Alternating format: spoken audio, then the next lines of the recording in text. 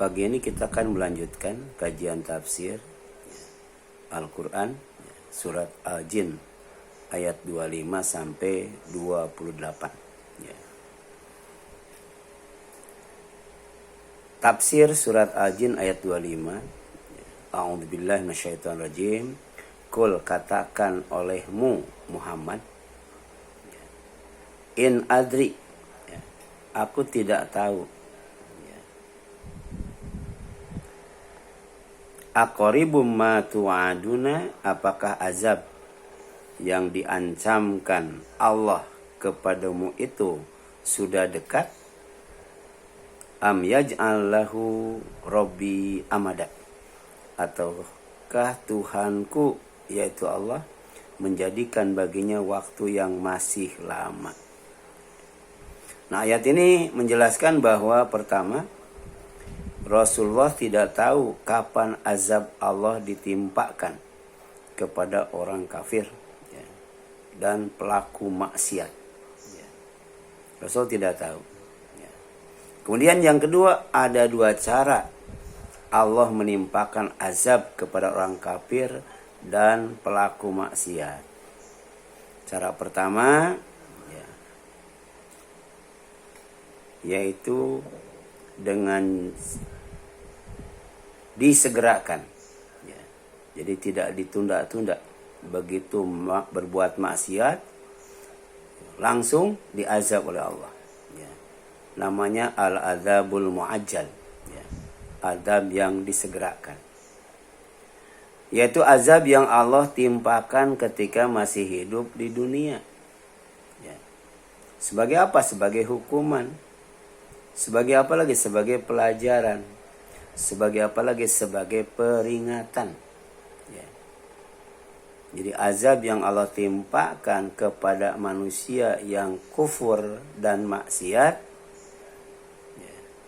itu sejatinya pertama sebagai hukuman, yang kedua sebagai pelajaran, dan yang ketiga sebagai peringatan, agar orang yang masih hidup jangan menirunya, jangan mengikutinya, jangan melakukan kekufuran dan kemaksiatan. Kemudian azab yang disegerakan disebut al-adzabul adana, azab yang dekat. Nah, kemudian kedua, azab yang ditangguhkan, azab yang ditunda, atau azab yang disimpan di akhirat. Jadi bisa jadi manusia itu di dunia selamat dari azab, tapi di akhirat nggak bisa. Wa ma hum anha bighaibin, tidak ada yang gaib dari azab Allah itu. Tidak ada yang gaib dari hukum Allah. Kalau di dunia mungkin karena banyak duit, mungkin juga karena punya kekuasaan,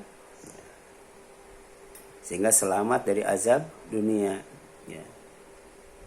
Kemudian disebut apa? Al-adzabul muddakhir, atau al-adzabul muddakhar, azab yang dianugerahkan atau ditunda atau disimpan di akhirat disebut al-adzabul muddakhar, azab yang disimpan. Disebut juga sebagai al-adzabul akbar, azab yang lebih besar dari azab di dunia. Jadi azab di dunia saja dahsyat banget, jangankan dengan api, dengan air saja manusia tidak mampu menghadapinya ketika terjadi banjir bandang misalnya, atau ketika terjadi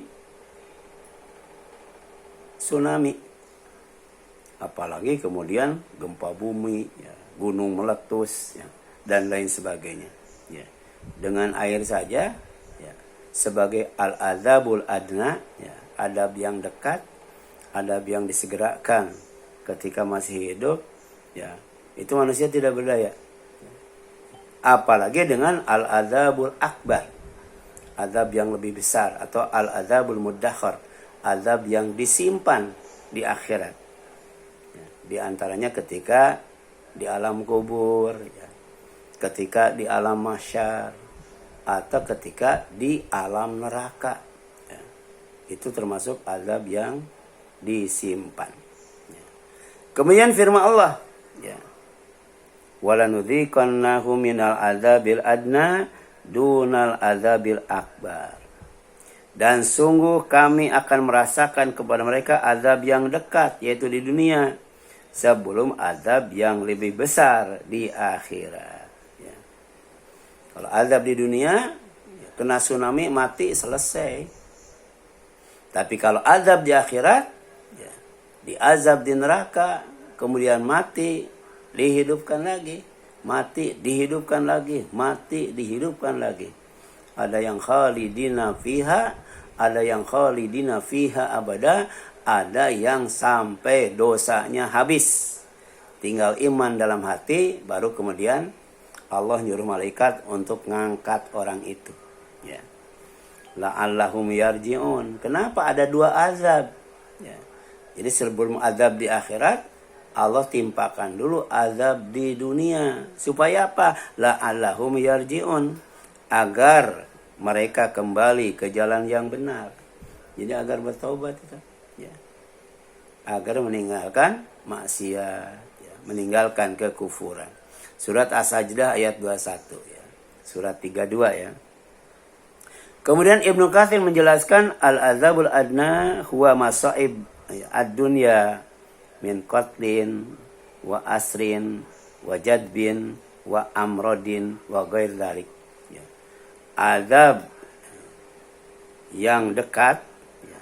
Azab yang disegerakan waktu hidup di dunia, ya, adalah musibah-musibah, bencana-bencana, ya. Aneka fitnah, ya. Ya. Itu namanya masaibud dunya. Aneka musibah di dunia. Itu namanya azab yang disegerakan. Atau disebut al-azabul adna. Ya, seperti apa? Seperti pembunuhan, ya. Baik ketika perang maupun di luar perang. Atau kemudian di penjara, ditahan, ditawan. Ya. Nggak salah di penjara kan. Ya. Demikian pula yang salah di penjara. Ya, itu sebagai hukuman. Tapi kalau yang tidak salah kemudian di penjara, itu termasuk ujian. Ya. Kemudian ada juga apa itu? Paceklik, ya, paceklik, ya. Atau gagal panen, ya. Nunggu lama panen, pas panen kemudian, ya, dimakan hama misalnya, sehingga gagal. Termasuk juga, ya, pacekliknya terlalu lama. Mungkin karena kemarau panjang, ya. Itu bisa jadi sebagai azab al-adana. Ya. Wa amrodin, atau berbagai macam penyakit. Wa ghair dzalik, dan sebagainya. Ya. Jadi penyakit yang diderita kita sekarang, mau diabetes, asam urat, rematik, vertigo, dan sebagainya, bisa sebagai hukuman, bisa sebagai peringatan, ya. Bisa juga sebagai ujian. Ya.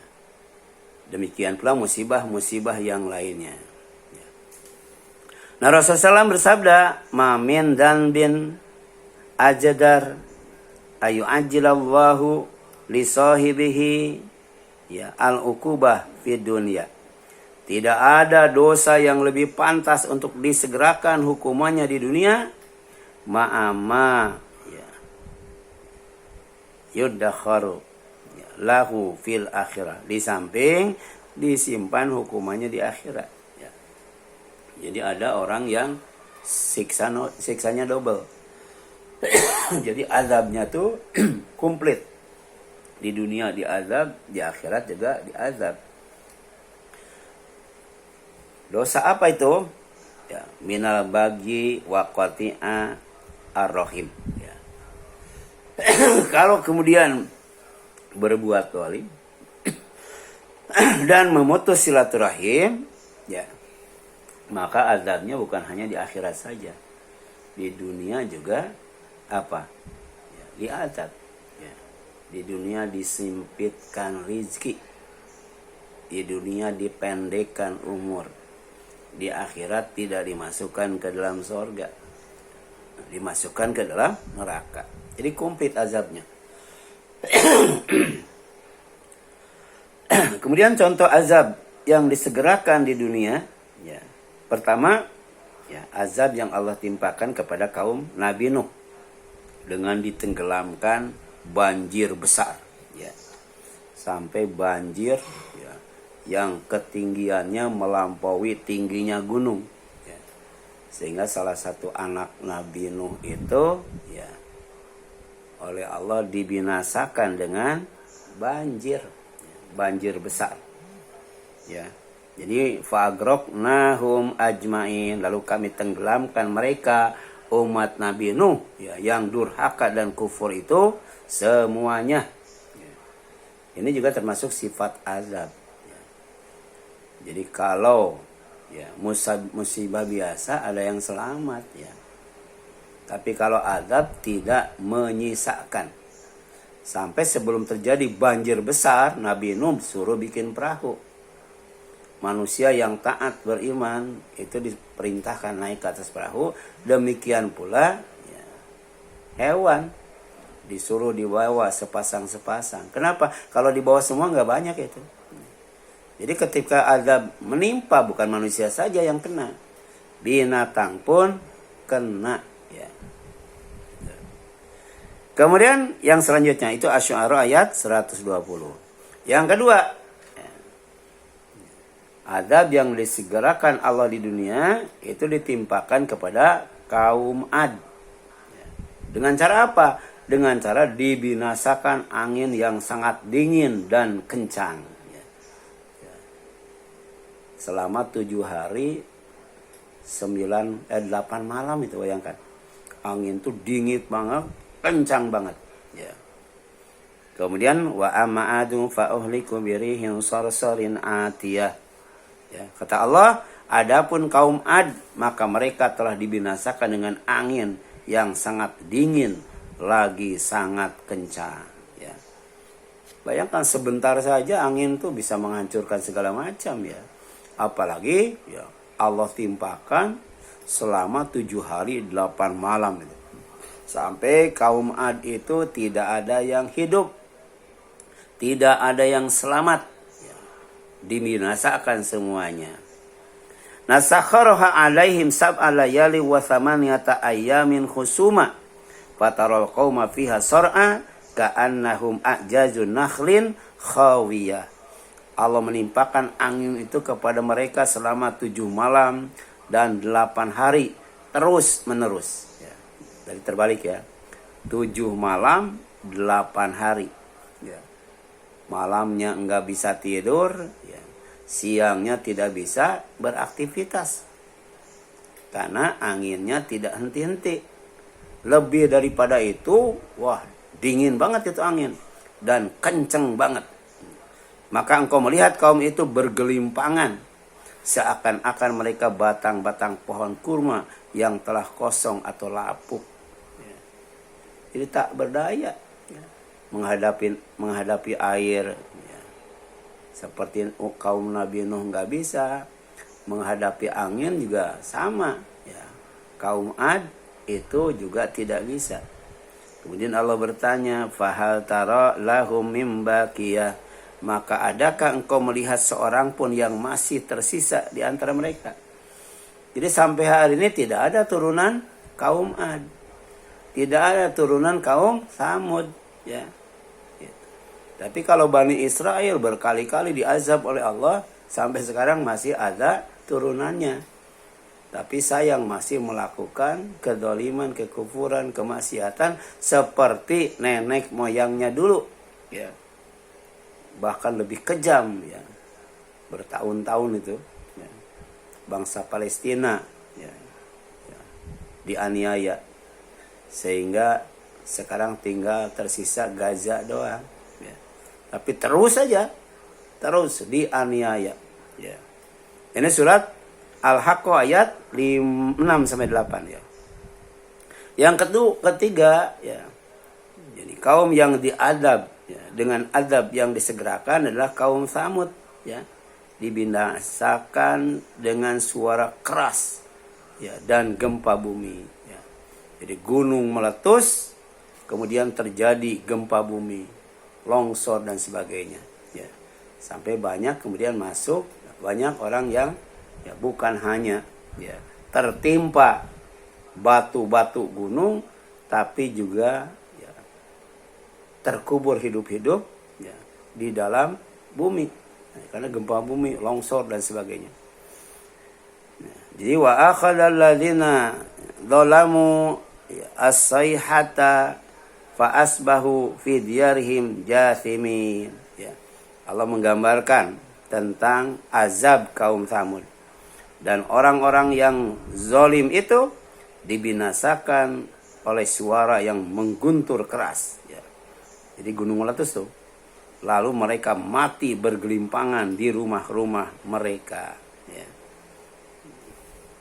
Quran surat Hud ayat 67 ya. Termasuk juga petir ya.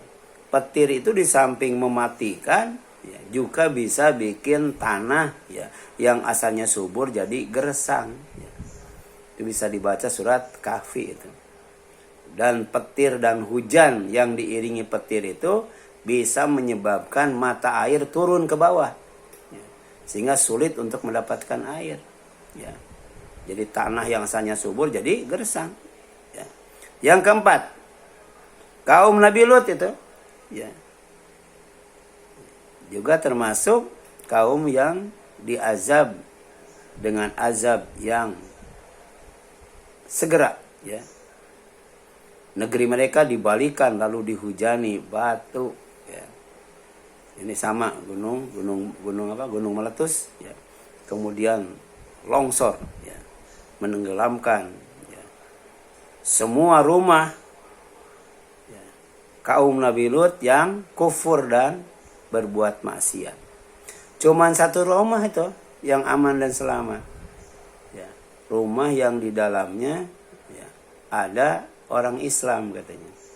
Tapi ditafsirkan itu rumah Nabi Lut ya. Jadi satu-satunya rumah yang aman dan selamat dari gunung meletus, kemudian gempa bumi dan longsor, itu cuman rumah Nabi Lut. Ya. Kemudian pala majaa amruna ja'alna aliyaha safilaha wa amtorna 'alaiha hijaratan min sijil mandud ya. Maka ketika keputusan kami datang, kami jungkir balikan negeri itu dan kami hujani mereka bertubi-tubi dengan batu dari tanah yang terbakar ya.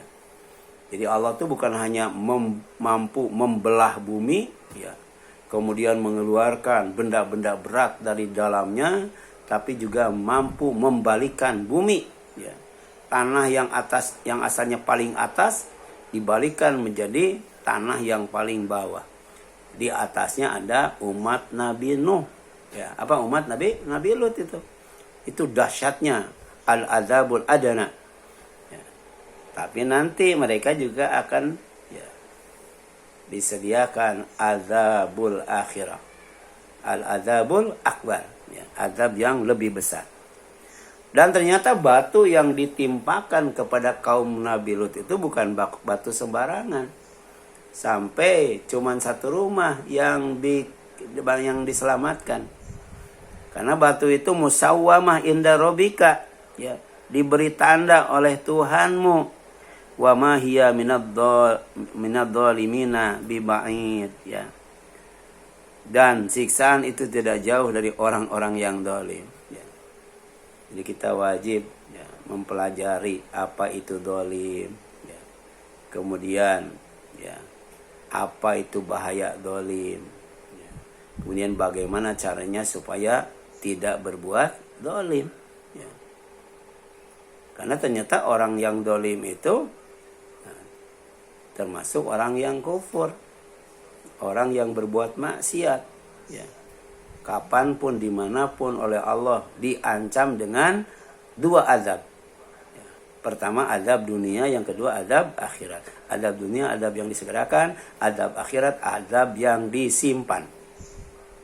Yang kelima, ya, Firaun. Firaun azabnya disegerakan di dunia, ya, di samping azab yang disimpan di akhirat. Dengan cara apa? Ditenggelamkan di Laut Merah. Ya. Gitu. Jadi Tuhan KW, ya. Firaun itu disebut togut. Kenapa? Karena dia mengaku dirinya sebagai Tuhan. Ya. Tapi kemudian ketika ditenggelamkan di Laut Merah, ya, dia malah mati. Ya. Bahkan sebelum mati dia bertobat. Tapi tobatnya tidak diterima. Ya. Jadi kalau azab sudah ditimpakan oleh Allah, maka taubat oleh Allah ditutup, ditolak itu. Demikian pula ketika nyawa sudah sampai di tenggorokan atau di kerongkongan, tidak ada waktu untuk bertobat. Nah, firman Allah tuh, wajawazna bani Israel al-bahra fa'at ma'ahum fir'aun wa junuduhu bagian wa aduwan hatta idza adrakahu al-gharqu qala amantu annahu la ilaha illa alladzi amanat bihi banu Israel wa ana minal muslimin. Ya. Jadi sebelum mati, ya, Firaun itu menyatakan, ya, keimanannya. Dia beriman kepada Allah Tuhan Bani Israel. Yang kedua, menyatakan keislamannya. Ya. Jadi bukan hanya beriman, tapi kemudian masuk Islam. Tapi sayang telat, ya, telat. Ya. Ketika dihadapkan kepada azab, ya, dia menyadari akan mati baru taubat. Itu namanya taubat yang ditolak. Ya. Kemudian wa'al-an waqad, ya, asaita qabla wa kunta minal mufsidin. Kenapa Fir'aun itu imannya ditolak, Islamnya ditolak, tobatnya ditolak, penyesalannya juga tidak ada gunanya? Ya, karena kata Allah, apakah sekarang baru kamu beriman? Padahal sungguh sebelumnya engkau telah durhaka dan termasuk orang-orang yang membuat kerusakan. Ya. Ini tidak hanya berlaku kepada Fir'aun saja, tapi juga berlaku kepada pemimpin dan penguasa yang dolim. Yang selama, ya, menjadi penguasa dan selama menjadi pemimpin membuat kerusakan. Kerusakan negara atau kerusakan bangsa itu. Hati-hati tuh. Azabnya tidak hanya disegerakan di dunia saja, tapi disimpan di akhirat.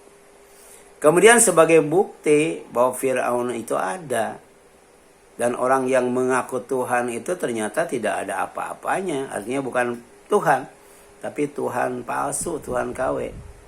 Apa kata Allah? Fal yauma, maka hari ini, nunajjika bi badanika, kami selamatkan badanmu, litakuna liman khalfa, ya, khalfaka, ya, untuk orang yang hidup di belakangmu, ya. Ayatan sebagai tanda kekuasaan Allah. Wa inna katsiran minan nas an ayatina lagofilun. Tapi sayang, ya, sebagian besar manusia, kebanyakan manusia itu berpaling, ya, dari yang namanya kebenaran, berpaling dari kekuasaan Allah. Ya. Jadi sebenarnya, ya, yang namanya kekuasaan Allah itu bisa, ya, dilihat di mana-mana, ya. Termasuk dalam diri kita. Dalam diri kita. Tadi kan kemarin ada kulit, ada ubun-ubun, ada tulang, ada darah. Oh, itu tanda kekuasaan Allah SWT. Gerak nafas, kekuasaan Allah SWT. Termasuk kekuasaan Allah yang besar-besar itu. Ya. Gunung yang ditancapkan, langit yang ditinggikan, kemudian bumi yang dihamparkan. Ya. Bahkan nanti laut yang demikian banyak, lebih banyak daripada daratan, itu oleh Allah akan ditumpahkan itu. Ya. Yang keenam, ya, azab yang disegerakan di dunia, ya, Di antaranya azab yang ditimpakan oleh Allah kepada si Qarun. Ya. Dengan apa? Dengan ditelan bumi bersama hartanya. Ya. Jadi harta itu ya, bisa jadi fitnah. Ya. Yang harusnya harta itu ya, sebagai alat untuk mendapatkan sorga. Tapi kemudian karena tidak disyukuri, ya, menjadi alat untuk diazab. Baik di dunia maupun di akhirat. Jadi si Qarun ini ya ditenggelamkannya itu ke tempat yang sangat dalam sekali. Tapi juga bukan si Qarunnya saja, hartanya yang berlimpah ruah sampai yang membawa kuncinya saja itu tidak kuat membawanya tuh. Ya, berat banget itu. Ya, kira-kira ya, harta kekayaannya itu sebanyak apa? Tapi tidak bisa menolong, tidak bisa menolong. Kenapa? Karena dia pelit, sombong, jahat dengan hartanya itu. Ya, dia kufur nikmat, mengaku bahwa dia jadi orang kaya itu bukan karena Allah. Bukan karena doa Nabi Musa. Tapi kemudian karena ilmu yang ada padanya. Jadi ternyata bukan hanya ibadah saja. Bukan hanya harta saja. Bukan hanya kekuasaan saja, jabatan saja. Ya. Ilmu juga bisa bikin orang sombong. Ya. Nah ini diabadikan oleh Allah dalam Al-Quran. Fakhasafna bihi wa bidarihi al-arda. Famakana lahu min fi'atin yansurunahu min dunillah. Wa makana minal muntasirin. Maka kami benamkan dia si Qarun itu beserta rumahnya yang berisi kekayaan yang berlimpah ke dalam bumi. Maka tidak ada baginya suatu golongan pun yang dapat menolongnya selain Allah. Dan dia tidak termasuk orang-orang yang dapat ya, membela dirinya sendiri. Ya. Jadi kekuasaannya, kekuatannya, kekayaannya ternyata sia-sia. Tidak ada manfaatnya. Ya. Inilah yang oleh Allah disebut, oleh Rasul disebut orang miskin. Ya. Jadi orang yang paling miskin itu adalah orang yang punya harta, tapi hartanya tidak memberi manfaat, tidak memberi kebaikan, tidak menolongnya. Ya. Walaupun berlimpah seperti si Qarun, tetap si Qarun itu dalam pandangan Islam bukan orang kaya, tapi orang paling miskin. Ya. Kemudian azab yang ditangguhkan. Ya. Al-adzabul mu'ajjal. Yaitu Allah menunda hukuman hingga waktu yang dia kehendaki, terutama pada hari kiamat. Ya. Kemudian wala tahsabanallah ghafilan bi amma ya'malu dzalimun. Kamu jangan sekali-kali ya, punya anggapan bahwa Allah itu lalai dari apa yang dilakukan oleh orang zalim. Ya. Jadi kita merasa sampai hari ini dunia itu dikuasai oleh orang-orang zalim. Dan kemudian ya, terus-menerus seperti turun-temurun. Ya. Nah ini bukan berarti Allah membiarkan. Nah bahasa apa? Bahasa Arabnya tuh istidraj. Ya. Ya. Bahasa Indonesianya tuh sungkun, disungkun. Dibiarkan dia berbuat dosa sampai dosanya banyak, tapi kalau sudah klimaks, sudah puncaknya, baru Allah timpakan dengan azab yang luar biasa. Seperti yang dialami si Qarun, ya, Raja Namrud, ya. Kemudian siapa lagi tuh? Ya, tadi Firaun, ya, ada Ashabul Aikah, ya, ya, ada kemudian Tuba, ya, dan sebagainya, banyak tuh dalam Al-Quran. Ya. Kemudian yang selanjutnya, innama yuakhiruhum ya liyaumin tashhassu fihi al-absar. Ya, sampai kapan itu azab itu ditunda? Ya. Sampai kemudian ya hari ketika mata terbelalak. Mata terbelalak itu hari kiamat. Ya. Yang menjadikan anak kecil dalam waktu cepat berubah itu. Itu dalam surat Al-Qiyamah itu. Ya. Innama numli lahum liyazdadu ithman. Untuk apa Allah menangguhkan azabnya? Ya, sesungguhnya kami memberi tangguh kepada mereka agar dosa mereka bertambah. Ya. Di satu sisi Allah ngasih kesempatan untuk bertobat, tapi kemudian tidak mau bertobat. Maka ada sisi lain, semakin hari semakin bertambah umur, semakin bertambah dosa. Ya. Jadi kalau ada orang yang jahat, ya, yang dolim, tapi kemudian sehat, kaya, ya, berkuasa, ya, itu bukan berarti Allah membiarkan mereka, enggak. Dibiarkan mereka untuk menambah dosa sebanyak-banyaknya. Dan kemudian kalau dosa azab itu sudah ditimpakan oleh Allah kepada manusia karena kedolimannya dan kemaksiatannya serta kekufurannya, kata Allah, walau yu'akhidullahu an-nasa bima kasabu ma taraka 'ala dhahriha min dabbah, katanya.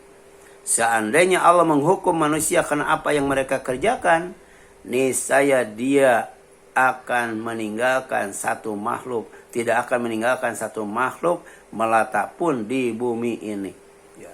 Jadi jangankan gajah misalnya, jangankan sapi dan kambing, ya, semut sekalipun oleh Allah tidak akan disisakan. Kalau itu bentuknya azab, bentuknya azab. Ya. Tapi sekarang setiap musibah yang ditimpakan masih banyak yang selamat. Bahkan Bani Israel itu dengan segala macam azab Allah timpakan. Dari mulai kodok, ya, kutu busuk, belalang, darah. Ya. Tapi tetap saja tidak mau bertaubat. Tetap saja dia menyombongkan diri dengan berbuat dosa, berbuat maksiat. Ya. Nah, Rasulullah bersabda, innallaha la yumli lidzalim hatta idza akhadahu lam lidhu, katanya, ya. Jadi innallaha, sesungguhnya Allah, la yumli, pasti akan menangguhkan azabnya lidzalim, kepada orang yang zalim, hatta, sehingga idza, apabila akhadahu, telah timpakan azabnya itu, lam lidhu, ya. Tidak ada yang tersisa sedikit pun, ya. Tidak ada yang luput dari azab Allah tuh, ya. Nggak bisa naik ke gunung, nggak bisa masuk ke bunker, nggak bisa tuh, ya, kalau azab sudah ditimpakan. Ya. Wa kadzalika akhadha rabbuka idza akhadha al-qura wa hiya dhalimah inna akhdahu alimun syadidun. Ya. Dan begitulah azab Tuhanmu apabila dia mengazab penduduk negeri-negeri yang berbuat zalim, sungguh azabnya itu sangat pedih lagi sangat keras. Ya. Jadi azab itu macam-macam. Ada azabun syadid, ada azabun alim, ya. Ada azabun azim, ada azabun muhin dan sebagainya tuh, ya. Sesuai dengan tingkat kemaksiatannya, tingkat kedolimannya, dan tingkat kekufurannya. Ini hadisnya sahih, ya. Riwayat Bukhari dan Muslim. Nah, contoh azab Allah yang ditangguhkan dan disimpan di akhirat, pertama, ya, azab yang Allah timpakan kepada iblis. Ya.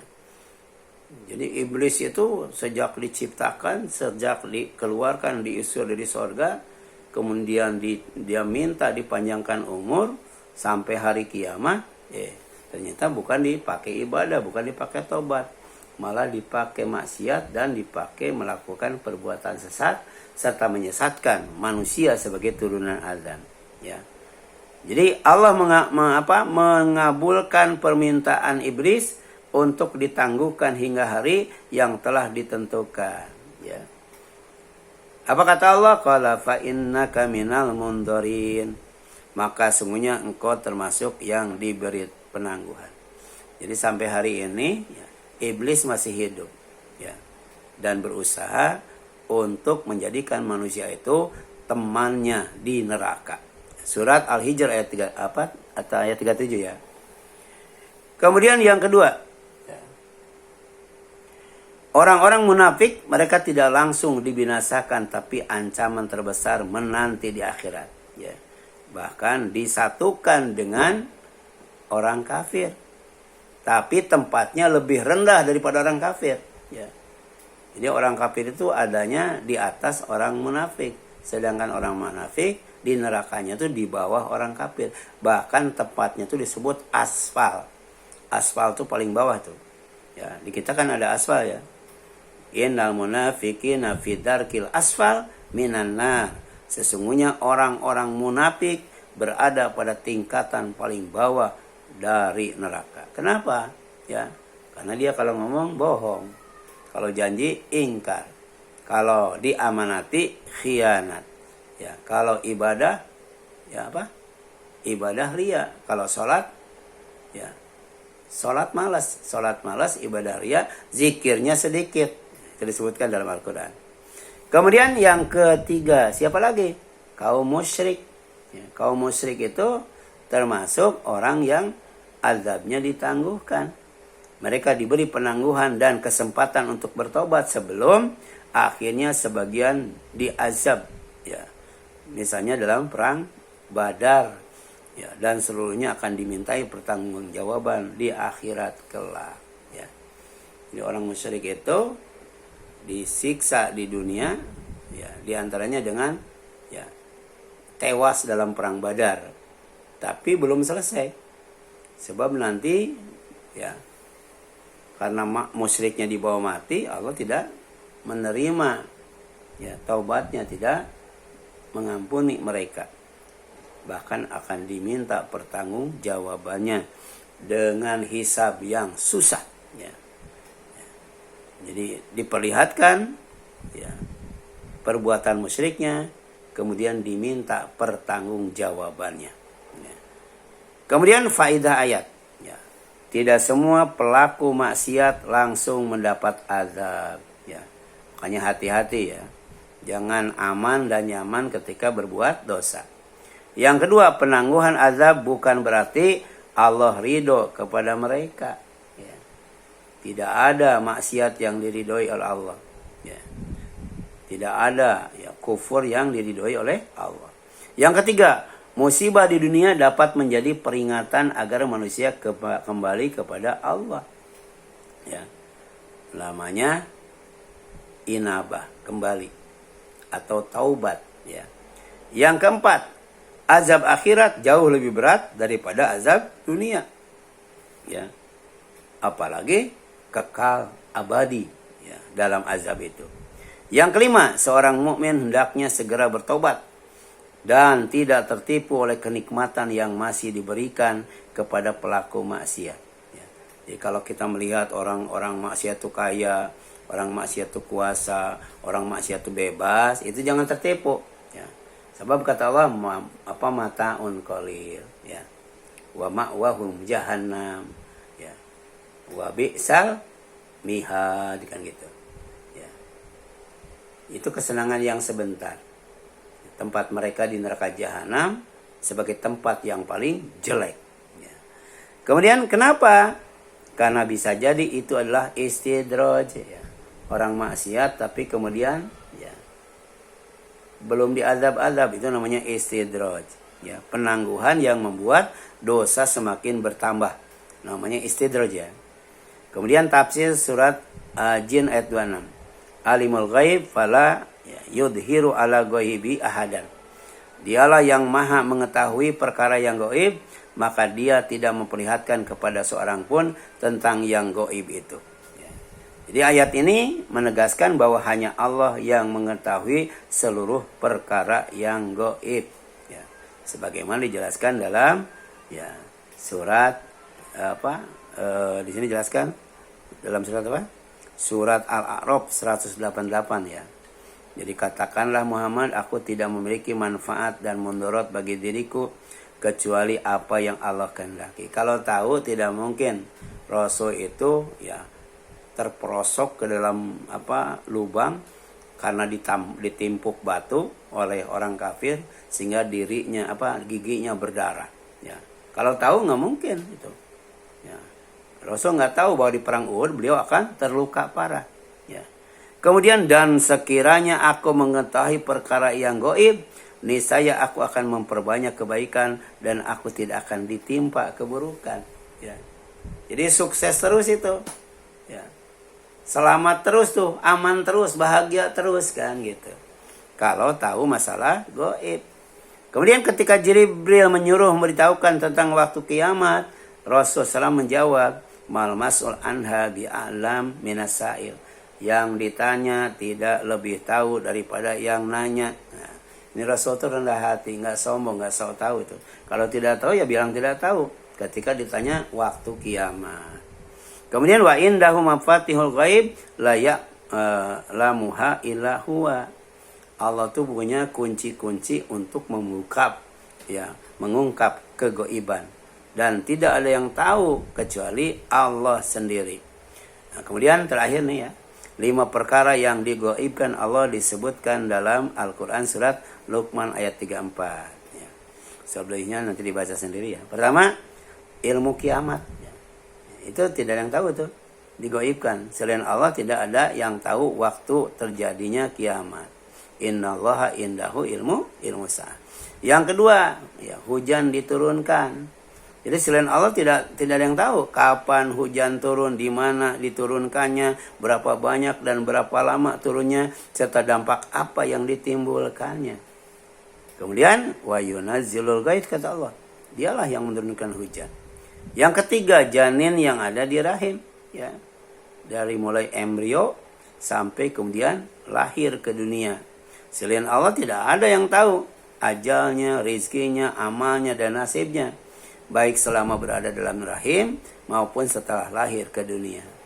Ya, apakah hidungnya mancung, ya, kulitnya putih, nggak tahu itu. Wa ya'lamu ma fil ahram. Ya, dia mengetahui apa yang ada di dalam rahim. Ya. Jadi rahim sendiri itu tempat yang misterius itu. Ya. Ada apa sebenarnya di dalam rahim itu? Sampai kemudian manusia bisa hidup selama 9 bulan. Ya. Kemudian yang keempat, yang akan dilakukan hari esok kita tidak tahu. Ya, jadi ke depan kita akan apa kita nggak tahu. Ya. Kemudian kita tinggal di rumah itu, ya, apakah masih bersama keluarga atau tinggal sendirian, yang lainnya udah pulang duluan menghadap Allah. Bisa jadi ya, itu. Apakah kita masih tinggal di rumah yang sekarang atau kemudian rumahnya dijual? Bisa jadi ya, pindah ke tempat lain.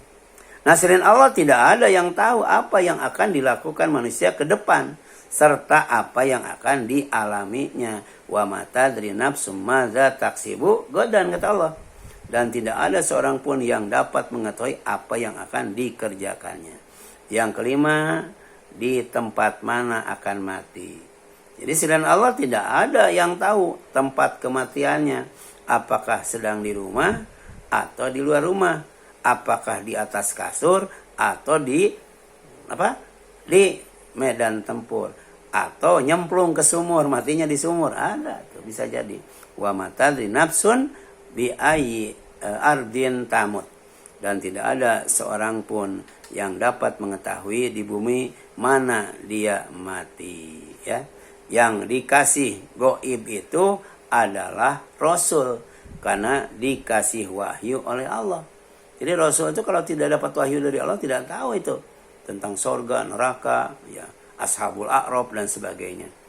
Nah, illa man irtada min rasulin fa innahu yasluku min baini yadayhi wa min khalfihi rasda.